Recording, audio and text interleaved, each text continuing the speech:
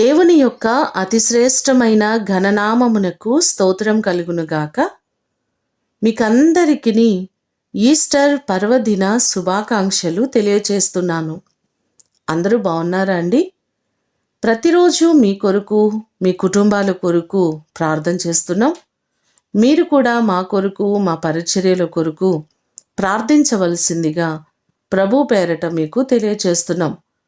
మా ఛానల్ను సబ్స్క్రైబ్ చేసిన మీకందరికీ నా వందనాలు. ఇంకనూ వింటున్న వారిలో ఎవరైనా మా ఛానల్ను సబ్స్క్రైబ్ చేయకపోతే దయచేసి మా ఛానల్ను సబ్స్క్రైబ్ చేయవలసిందిగా ప్రభు పేరట మీకు తెలియచేస్తున్నాం.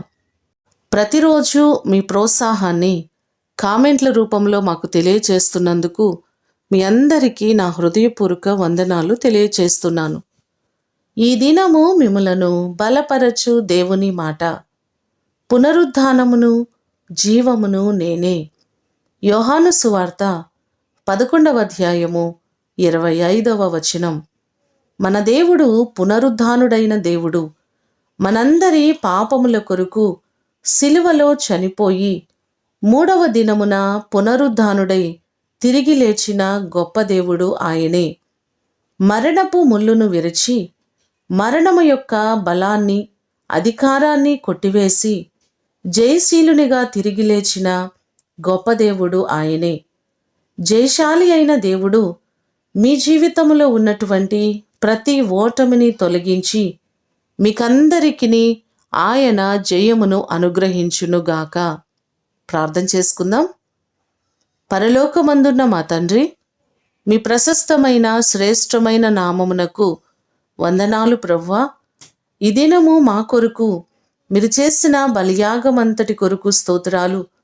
పునరుద్ధానునిగా తిరిగి లేచిన గొప్ప దేవుడు మీరే ప్రభువా. మీరు చేసిన మీ త్యాగమంతటి కొరకు స్తోత్రాలు.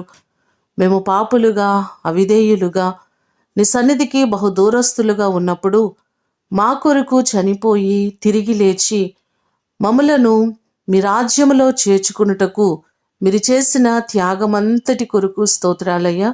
మా ప్రియులెల్లరినీ జ్ఞాపకం చేసుకోండి. ప్రతి వారికి మీరు తోడుగా ఉండండి. ప్రతి కుటుంబానికి మీరు క్షేమాన్ని ఇవ్వండి. మీరు మరణమును జయించిన దేవుడవు. జయమును మా జీవితాలలో మీరు అనుగ్రహించండి. ఎన్నో మారులు మేము ఓడిపోచున్నాము. ప్రతి ఓటముల నుండి మమ్మలను లేవనెత్తండి. మా ప్రియులెల్లరినీ జ్ఞాపకం చేసుకోండి. వారికి ఉన్నటువంటి సమస్యలన్నిటి నుంచి విడిపించండి. ప్రతి వారికి మీరు జయాన్ని కలుగచేయండి. ప్రతి వ్యక్తిని, ప్రతి కుటుంబాన్ని దీవించండి. అలాగే దైవజనుల కొరకు ప్రార్థన చేస్తున్నామయ్యా. ప్రతి దైవజనులను మీరు జ్ఞాపకం చేసుకోండి. ప్రతి వారిని మీరు ఆశీర్వదించండి. వారి పరిచర్యలను దీవించండి. వారి కుటుంబాలకు క్షేమాన్ని మీరు కలుగచేయండి. అలాగే సంఘ బిడ్డలందరినీ మీరు ఆశీర్వదించండి. నీ కృప కలిగిన హస్తాలకు ప్రతి వారిని అప్పగిస్తున్నావు.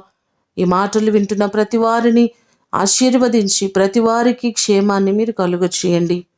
ఈ దినము కొరకు వందనాలు, కృతజ్ఞతలు తెలియచేస్తూ యేసు అతి ఘనమైన నామమున అడిగి వేడుకొని పొందియున్నాము తండ్రి. ఆమేన్. దేవుడు మిమ్ములను దీవించునుగాక.